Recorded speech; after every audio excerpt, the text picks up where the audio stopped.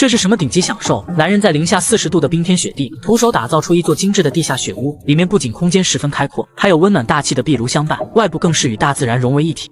不走寻常路的大毛，硬是在暴风雪猛烈的天气进了山。他发现一处被积雪环绕的天然坑洞，让他有了安家落户的冲动，当即用雪橇试探一下松软，其厚实的积雪让他充满了安全感。抑制不住建造基因的他，打算在雪堆里面建个小窝。由于这里的环境比较复杂，而且底部还有个小山沟，所以大毛挖了几个阶梯，这样来回走动方便一些。为了保证居住的地方足够安全，他先在一旁清理出个平整的台面，打算以此为地基向里面挖掘。只见他先找个安静的角落，然后规划好大概的轮廓，开始用铲子向里面延伸。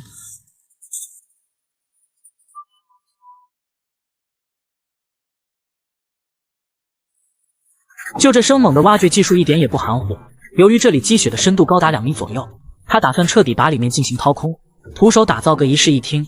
好在内部还没有完全上冻，给挖掘工作带来了很大的便利。不一会儿的功夫，一个圆形轮廓就呈现在眼前。看着群魔乱舞的天气，就知道这里的冬天有多给力。大毛要在天黑之前入住进去，才能度过这个寒冷的夜晚。他根本停不下前进的步伐，争分夺秒的与时间赛跑。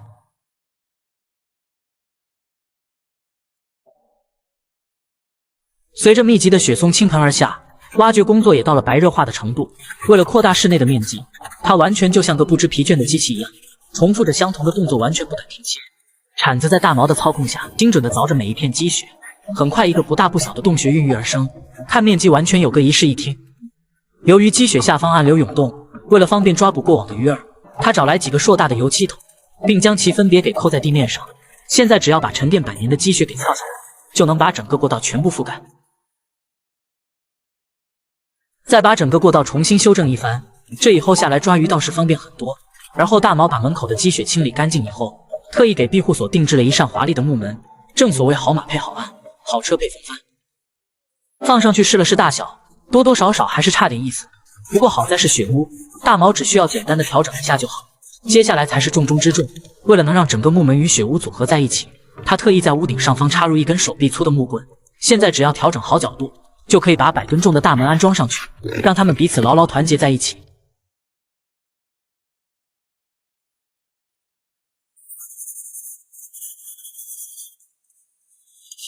一口作气的他并没有休息，而是继续用铁锹向里面拓展，直到给自己预留出一张舒适的大床房，躺上去180斤的重量完全没得说。听说睡上一觉专治各种牛皮癣风湿病。现在整个庇护所算是完成的差不多了。就在他准备去河里捞鱼的时候，意外的发现一枚金戒指，这让本不富裕的大毛脸上难得露出开心的笑容。有了上天的眷顾，抓鱼都变得轻松许多。不得不说，这地方果然是个风水宝地。高兴的大毛当即去附近收集来2颗松枝，来给整个庇护所做个装饰。眼看着雪花越来越大，大毛也是把自己祖传的壁炉拿了出来。虽然有了自己的庇护所，但在寒冷的冰天雪地，还是必备一样取暖的工具，这样才能很好的生存下去。现在大毛终于有了自己的家，再给门口安装好一盏明灯。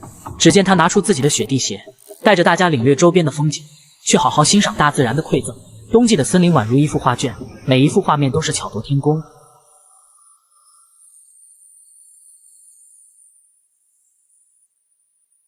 虽然现在是雨雪交加，但此时这个壮观的景色还是让大毛望洋兴叹。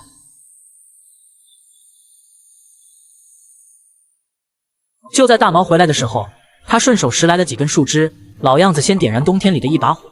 随着烟囱冒出一缕袅袅炊烟，大毛顺手把自己的被褥铺垫好。忙碌了一天，也终于到了干饭的时刻。只见他拿出早已准备好的土豆，经过自己的改刀后，在平底锅里煎炸一番，再配上一块战斧牛排，只有荤素搭配才能干活不累。至此，大毛的地下庇护所完成，他可以享受着惬意的时刻，看着屋外的美景，吃着手中的牛排。随着天色慢慢黑了下来，大毛脱下自己的大马士革靴，在自己搭建的地下雪屋里安详地睡了过去。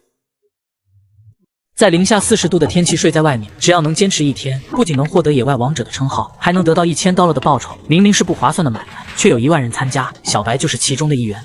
这里白茫茫一片，看不到一点生机，除了雪地就是被冰封的森林。眼尖手快的他发现了一处崖壁下的坑洞，二话不说，直接拿着鹿皮垫子坐了下去。扫视了一圈，确认没有解决不了的危险之后，小白打算在此地安家落户。这种天然的坑洞，相信能为小白抵挡夜晚的寒冷。经验丰富的他，先是把周围能利用上的枯木，用他的战斧全部收割回来，并将其加工成合适的长度，一根根斜向着搭靠在崖壁上。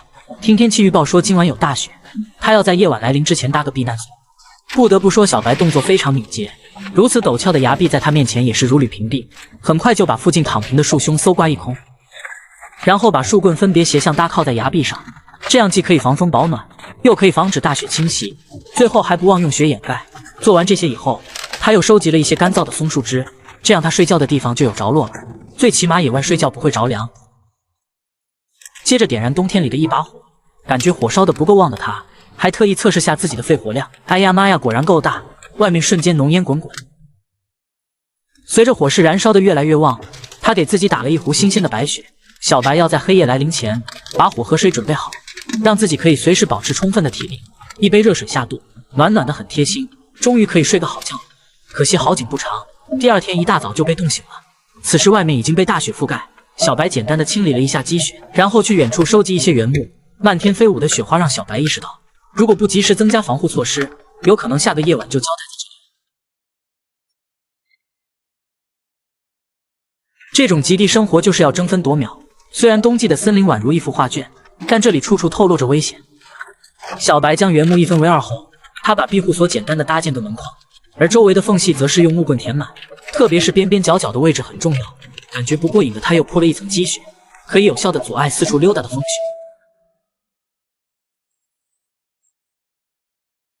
现在也算有个落脚点，虽然看起来比较粗糙，但好歹也能遮风挡雨。保险起见，他又用松枝铺垫上去。由于这种树枝密度比较大，堆积在一起非常柔软。接着拿出了已经包浆了的大衣当门帘，简直也是一举两得。高兴的小白露出满意的微笑。野外生存就要学会利用周边资源，这样才能让自己立于不败之地。只见他点燃温暖的篝火，给自己补充一些卡路里。极寒的天气不仅要有火源，也要补充充足的蛋白质，否则很难扛得住极寒的冬季。看着烤得滋哇冒油的牛排，吃上一口满满的爱。随着寒夜来袭，此时的温度已经零下30度，小白不得不去收集更多枯木，来为今晚的现身工作做准备。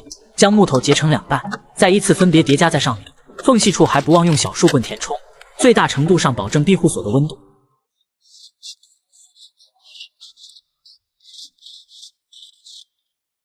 最后再给篝火堆增加木柴，来为晚上的取暖做好现身工作，这样就可以睡个好觉了。虽然天气很冷，但有了睡袋的加持，很快安详的睡过去了。第二天一早醒来，小白就已经实现打水自由。连续几天不停的大雪，使得整个山体都包了浆。看着群魔乱舞的天气，就知道这里的冬季有多给力。随着最后一堆篝火的燃烧，小白结束了自己的旅程，穿上厚实的披风，拿着他祖传的标枪，这就是极地旅行者的一天。如果是你在这种环境该如何生存呢？谁能想到，一棵倒塌的百年古树，在这个男人的改造下，竟然成了合适居住的家。富足的空间不仅能容纳一人居住，外部的造型也是相当的酷。卡尔今年已经38，只想来到野外安个家。看着漫山遍野的油菜花，让他停住了前进的步伐。正好下方有个倒塌的古树，抑制不住建造基因的他，决定在这里安家落户。只见他先是卸下沉重的包布，然后用铲子开始猛烈的刨地。好在卡尔平时经常举铁，对于挖掘工作完全迎刃而解。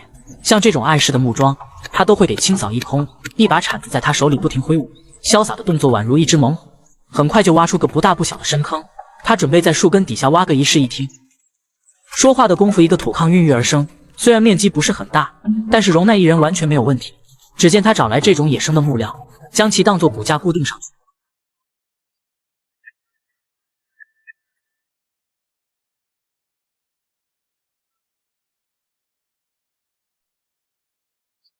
顶部再把木板一片片铺设上去，交界处再用钉子进行加固。这以后就是他在野外的单人床了。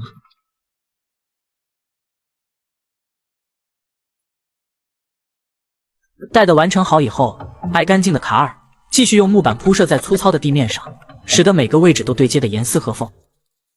虽然树根底部的轮廓参差不齐，但卡尔还是能很好的因地制宜。很快他用立柱划分出前排的位置，既能起到有效的支撑作用，而且有了粗壮的立柱，搭建墙体也变得简单许多。只见他把加工好的木板一片片向上垒起，过程中还要预留出窗口的位置，这样才能保证充足的采光摄入。虽然搭建过程很费木料，但好在附近的资源丰富，很快就搭建出来颇有艺术感的墙体。就这结实的程度，就连隔壁的邻居都想过来走2步。完成了前排的墙体，侧面的位置也要安排上，只有环环相扣才能相亲相爱。严谨的卡尔每个步骤都要相当到位，只有安全感爆棚的庇护所，才能让他在夜里住得安心。毕竟他可不想像上个庇护所一样，天天晚上被野猪来回的骚扰。说话的功夫，卡尔就已经完成了一侧的墙体。随着最后几片木板安装完毕，看了看天色也不早了，听天气预报说今晚要下雨，他不得不未雨绸缪，加快了前进的步伐，先把庇护所的门窗给安排上。只见他3两下拼接个挡板，将其给固定到窗户上。虽然没有玻璃高端大气，但好歹也能挡风遮雨。严谨的卡尔上面又给加了个铁扣，这样就能将其精准的卡上去。至于大门的制作，卡尔主打的就是一个安全，把木板一片片拼接成一个整体，没有过于华丽的外表，但安全感这块完全能拉满。现在只要安装上荷叶，就能让它们喜结连理，永不分离。现在整个庇护所算是有了家的样子。卡尔给室内打扫干净以后，继续用喷枪给木板做个碳化处理，不仅可以增加其使用年限，而且棕色的花纹看上去高端大气上档次。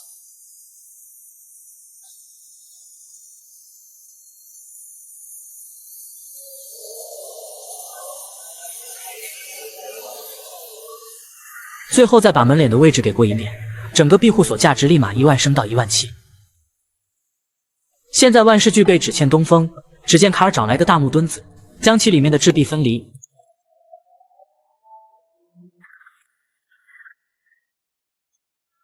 再用喷枪将其点燃，来做个木质的野生壁炉。只干活不干饭，生产队的驴都不干。卡尔起锅烧油，接着拿出一块战斧牛排，将其炸得7分熟以后，放上几个小柿子提提味。要说卡尔体力好，顿顿牛排少不了。就看这鲜嫩的颜色，你流口水了吗？